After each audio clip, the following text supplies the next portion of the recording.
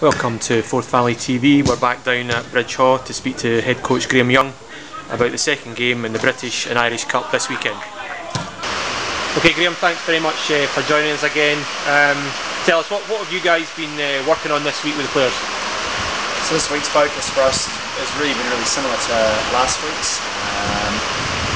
Playing Bedford, they're going to be a team that are bigger, more physical than we're accustomed to playing in the Scottish Premiership. So we've been working hard at making sure that we're targeting running to space rather than running into contact, and going with numbers as well.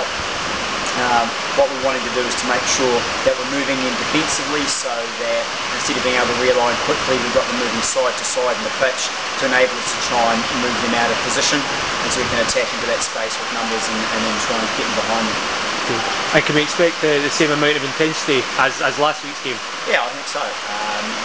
This will be a step up for us from Neath.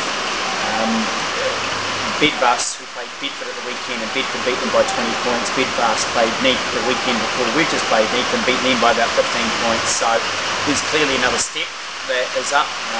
Bedford are second in English Championship, so they're knocking on the door of the English Premiership, which is right up there in terms of quality.